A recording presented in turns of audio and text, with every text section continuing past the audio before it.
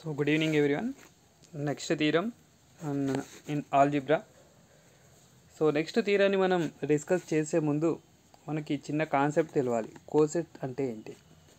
Cosets అంటే H is a subgroup of G, then the set A capital H is equal to A small h, ఈ small h belongs to capital H is called left coset of H in G. ఈ విధంగా రాసే ఎలిమెంట్స్ని left coset of elements అంటాం. ఈ విధంగా రాసే ఎలిమెంట్స్ని right coset of H in G అంటాం.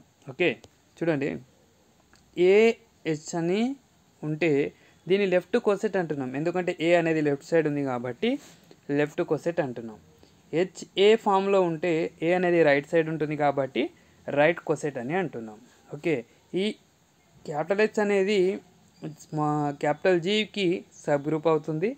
ఈ ఏ అనేది జీలో ఒక ఎలిమెంట్, అంటే ఈ కోసెట్స్ మొత్తం ఈ ఏలో ఉన్న ఎలిమెంట్స్తో ఫామ్ అవుతుంది, జనరేటెడ్ బై ఏ. ఈ ఏ ఎక్కడ ఉంటుంది? మరి ఏ అనేది జీలో ఉంటుంది. ఓకే, దీని కోసెట్స్ కాన్సెప్ట్ అనేది చాలా పెద్ద కాన్సెప్ట్. సో జస్ట్ ఈ డెఫినేషన్ అవసరం మనకు నెక్స్ట్ ఇంపార్టెంట్ థియరాన్ని నేర్చుకోవడానికి. నెక్స్ట్ థియరం ఏంటంటే state and prove Lagrange's theorem and it's converse, justify with an example. Okay, very very important theorem Lagrange's theorem. ఈ లెగ్రాంజెస్ థియరాన్ని నేర్చుకోవాలి అంటే ముందు మనకు కోసెట్స్ అంటే ఏంటో తెలిసి ఉండాలి. అందుకోసం ఈ కోసెట్స్ అనే డెఫినేషన్ని ఇవ్వడం జరిగింది. కోసెట్ అంటే ఏ ఇంటూ క్యాపిటల్ హెచ్. ఈ ఏ అనేది జీలో ఒక ఎలిమెంట్ అయితే ఈ క్యాపిటల్ హెచ్ అనేది సబ్ గ్రూప్ అవుతుంది. ఈ క్యాపిటల్ హెచ్లో ఒక స్మాల్ హెచ్ ఒక వాల్యూని తీసుకొని ఏలో ఉన్న ప్రతి వాల్యూకి, అంటే జీలో ఉన్న ప్రతి వాల్యూకి వీటిని మల్టిప్లై చేయడం వల్ల మనకు వచ్చే ఒక కొత్త సెట్టే కోసెట్ అంటాం అన్నమాట. ఓకే, అర్థమైంది అనుకుంటున్నాను. సో ఇది కోసెట్ కాన్సెప్ట్ అనమాట. సో అంటే హెచ్ మొత్తాన్ని, ఇప్పుడు హెచ్లో ఫర్ ఎగ్జాంపుల్ 1 2 3 అనే ఎలిమెంట్స్ ఉన్నాయి హెచ్లో. సో జీలో నెంబర్ ఆఫ్ ఎలిమెంట్స్ ఉన్నాయి. ఈ జీలో ఏదైనా ఒక ఎలిమెంట్ని తీసుకోండి, 2 అనే ఎలిమెంట్ తీసుకున్నామంటే ఈ 2 అనే ఎలిమెంట్ని ఫస్ట్ నెంబర్కి మల్టిప్లై చేయాలి, సెకండ్ నెంబర్కి మల్టిప్లై చేయాలి, థర్డ్ నెంబర్కి మల్టిప్లై చేయాలి, ఇంకెన్ని ఉంటే అన్ని నెంబర్స్కి మల్టిప్లై చేయాలి. చేయడం వల్ల మనకు కొత్త సెట్ వస్తుంది. ఆ కొత్త సెట్ని మనం కోసెట్ అంటాం. ఓకే, ఆ కొత్త సెట్ని మనం ఏమంటాం? కోసెట్ అంటాం. సో దీన్ని ఈ ఏని లెఫ్ట్ సైడ్ నుంచి మల్టిప్లై చేస్తే లెఫ్ట్ కోసెట్ అంటున్నాం, రైట్ సైడ్ నుంచి మల్టిప్లై చేస్తే right coset of H in G అంటున్నాం. Now coming to the main theorem in algebra. State and prove Lagrange's theorem on groups.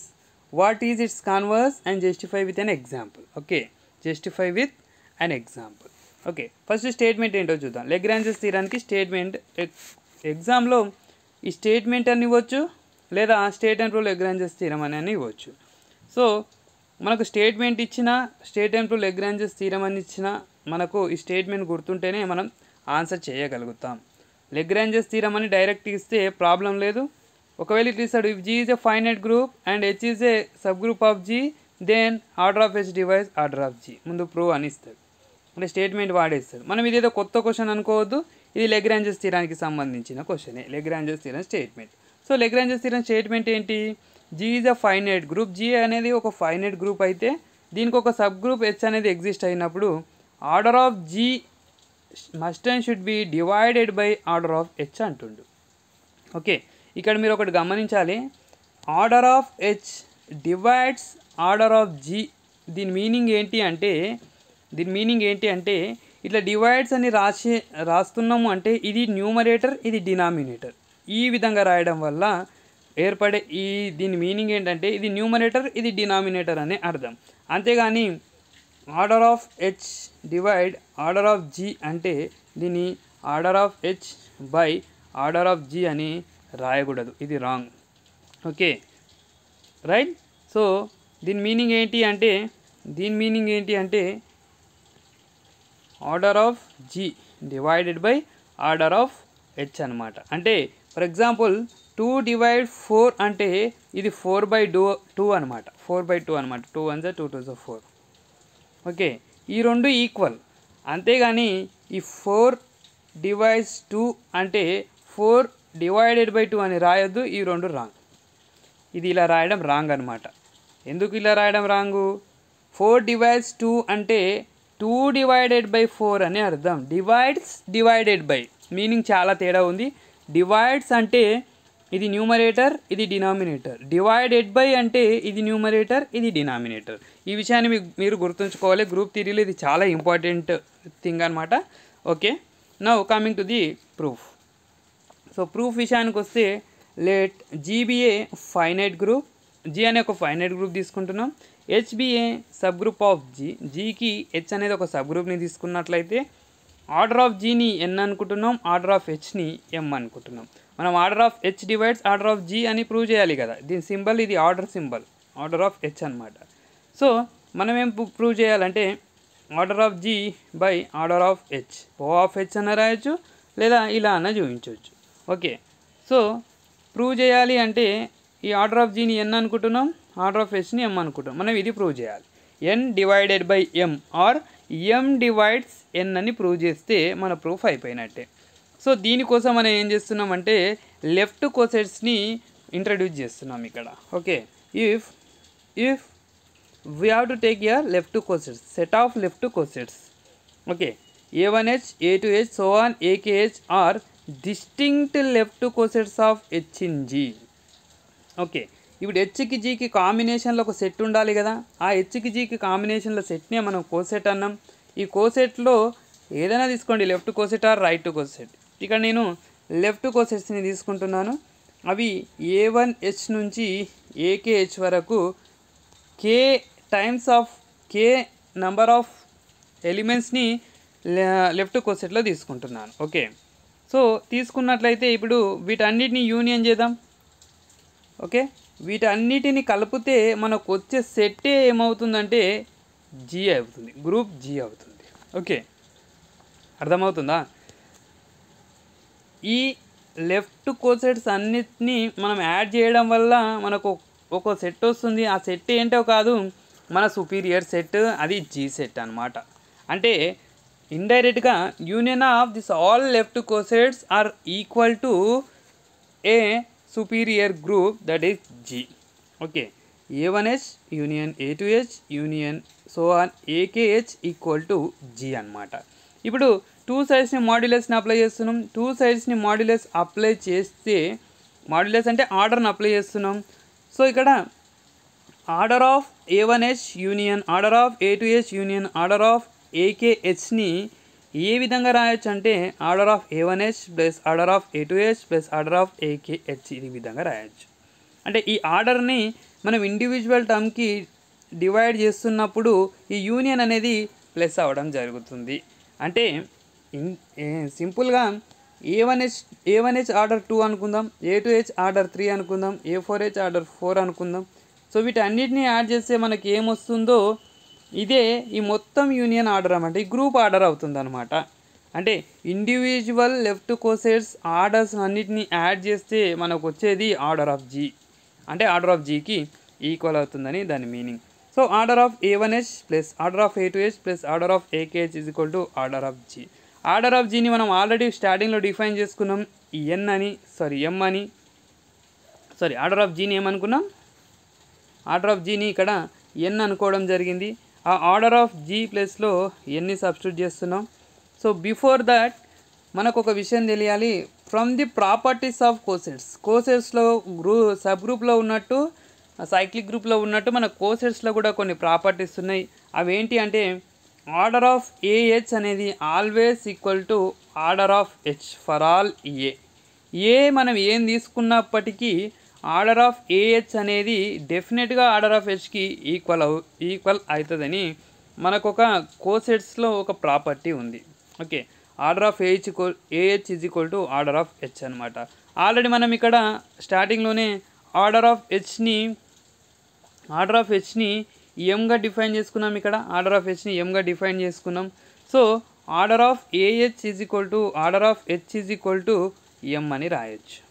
Okay, so వీటి నుంచి మనం ఏం చేసుకోవచ్చు, ఏ ప్లేస్లో ఏమన్నా ఉండొచ్చు అంటున్నాం. అంటే A1H ఎంఏ అవుతుంది, A2H ఎంఏ అవుతుంది, అట్లా AKH కూడా ఎంఏ అవుతుంది. అంటే ఎం ప్లస్ అప్ టు ఇక్కడ ఎంత ఉంది, సఫిక్స్లో K ఉంది కదా, ఈ K ఉంది. అంటే K టైమ్స్ ఎమ్స్ వస్తున్నాయి. Is equal to order of G ప్లస్లో ఎన్ని సబ్స్టిట్యూట్ చేసినాం.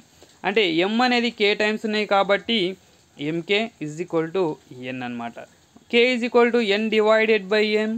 n అంటే ఆర్డర్ ఆఫ్ G, m అంటే order of H. So therefore order of H divides order of G. This is our proof of Lagrange's theorem. So దీంతో Lagrange's theorem proof అయిపోయింది. Lagrange's theorem ప్రూఫ్కి మనం ఏం చేసాం ఒకసారి గమనించండి. సింపుల్, ముందు మనం ఆర్డర్ ఆఫ్ Gని n అనుకుంటున్నాం, ఆర్డర్ ఆఫ్ Hని m అనుకుంటున్నాం. తర్వాత లెఫ్ట్ కోసెట్ తీసుకుంటున్నాం. వీటన్నిటిని యూనియన్ చేయడం వల్ల మనకు G రావడం జరుగుతుంది. బోత్ సైడ్స్ని ఆర్డర్ అప్లై చేసిన తర్వాత ఇండివిజువల్గా ఆర్డర్ అప్లై చేస్తే మిడిల్లో ప్లస్ అనే సింబల్ రావడం జరుగుతుంది. సో మనకు కోసెట్స్ ప్రాపర్టీలో order of AH order of H అని రాసుకోవడం జరుగుతుంది. ఆర్డర్ ఆఫ్ Hని m అనుకున్నాం స్టార్టింగ్లో. సో వీటన్నిటి ప్లేస్లో ఎంఏ అవుతుంది. A1H, A2H, AKH సో అని అన్నీ ఎంలే అవుతుంది. ఎందుకంటే ఏమన్నా ఉండొచ్చు అంటున్నాం. సో అన్నీ ఎంలే అవుతుంది up to k times. Okay, so దీన్ని MK అని రాయొచ్చు. MK n అవడం వల్ల k n divided by m అవుతుంది.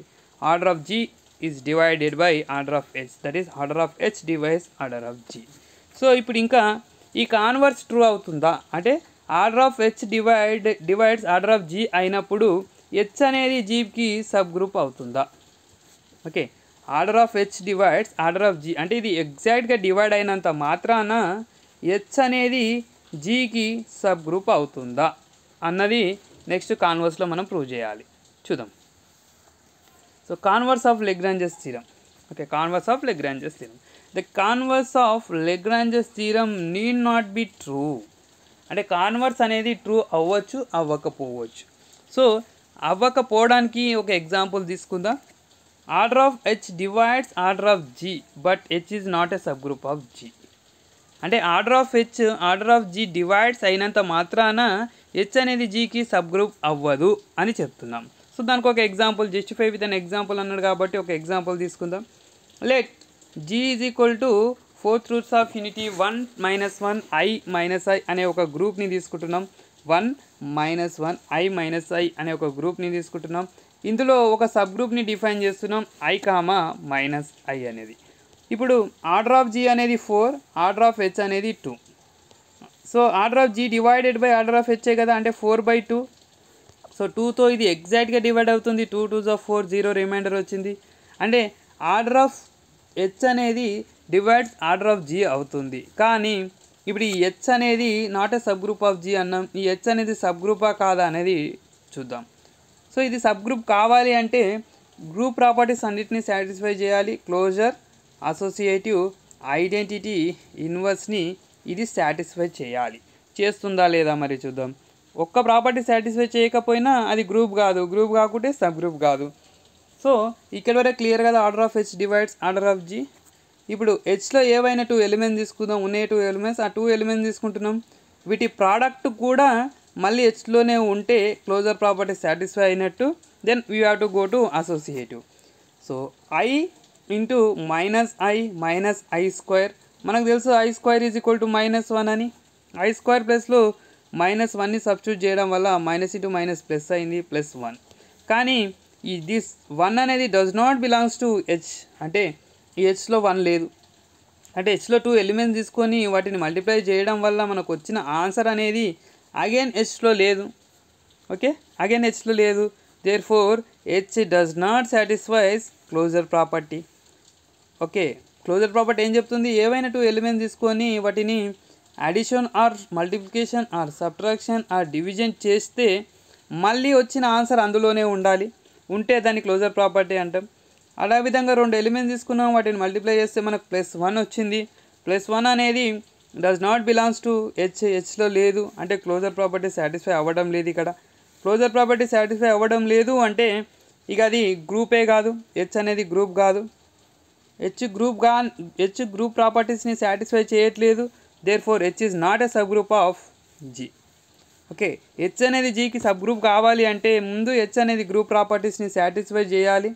కానీ ఇక్కడ క్లోజర్ ప్రాపర్టీ సాటిస్ఫై చేయట్లేదు. సో H అనేది నాట్ ఏ గ్రూప్. సో ఇది నాట్ ఏ గ్రూప్ అయింది కాబట్టి it is not a sub group of G. Okay, so this is not a sub group of G. I hope all you understand. Very simple and easy problem. This last year in Corona model 2021 January paper, this Lagrange's theorem came for 20 marks. Okay, Cayley's theorem ఎంత ఇంపార్టెంటో Lagrange's theorem కూడా అంతే important. ఇంక ఈ converse అడగకుండా only Lagrange's థీరమ్నే 20 మార్క్స్కి అడగడం జరిగింది. సో ఈసారి మనకు కాన్వర్స్ కూడా అడిగే అవకాశం ఉంది. So either Cayley theorem or Lagrange's theorem, ఈ టూలో ఒక క్వశ్చన్ని మనం ఎక్స్పెక్ట్ చేయొచ్చు in the examination for 20 marks. Expected questions అనమాట ఈ two. May or may not will come, but we have to focus on this 2 questions first of all. Okay, so thank you for watching.